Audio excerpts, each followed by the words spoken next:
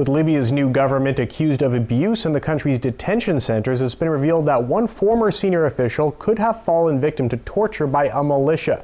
Libya's former ambassador to France has died in custody 24 hours after being detained by an armed group. For some insight on this, I'm joined by Sukant, Chandan, Middle East expert and journalist, who joins us live from London. So human rights groups say the torture and killing of detainees is an ongoing problem in Libya. Do you think the militia responsible for it will be held to account? I don't think the militia responsible for the likely torturing to death of Mr. Brabash will be held account. But there's a lot of interesting political games going on in Libya. If you just step back and look at what's happening with this latest development, something interesting arises.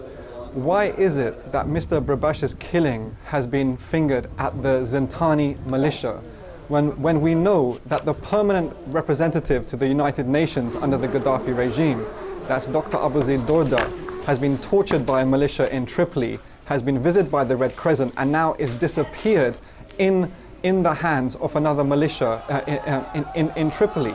So I've been looking through the Human Rights Watch website, I've been looking through the Amnesty website, and there's not one mention of Mr. Dorda. But here pops up the torturing of death to Mr. Brabash. Now, what it seemed to me very clearly is that why this focus now on the Zintani militia is because the Zintani militia, the Zintani people are holding Saif al-Islam. And the West, especially the ICC, are very fearful about what the Zintani militia are going to do with Saif al-Islam. Saif al-Islam hasn't had access to a solicitor, as far as I know, and he hasn't said anything publicly. So I think for the Zintanis, that Saif al-Islam in their custody is the biggest power play that they've got to use in Libya. So I think this is the greater agenda of what's going on right now with this latest development. But nonetheless, Mr. Brabash does seem to have been tortured to death, who is the former ambassador to France. All right, just for our viewers' information, Saif al-Islam being one of the surviving sons of Muammar Gaddafi, who is in custody. Now, Doctors Without Borders has recently suspended its mission in Misrata, saying it's treated patients for injuries sustained during interrogation. What do you make of that? I think Doctors Without Frontiers, like Human Rights Watch, like Amnesty, they can't suddenly feign surprise about what's actually come to pass in Libya, because there's a pattern here emerging, isn't there?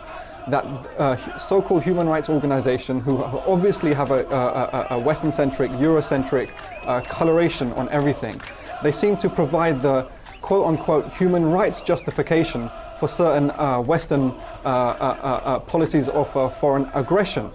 Then once these countries are destabilized and turn into failed states by the NATO or unilateral Western military aggression, then they suddenly are surprised but they all along have been used and perhaps are allowing themselves to be used in actually in justifying a human rights so-called foreign intervention and then feigning surprise. But I think it's interesting what they've said, and it's quite clear what's going on, is that Doctors Without Borders have said very clearly that we are being used by the Libyan rebels to basically make better those detainees that have been tortured so they can be tortured again. So the torture state which Libya has now developed, which just with Gaddafi's regime pales into was a much better human rights situation by any real standards. Now, Doctors Against Borders are feigning surprise, but frankly, they are being used in this way and they're allowing themselves to be used. And it's high time, really, that the people across the world see these so-called human rights organizations for what they are,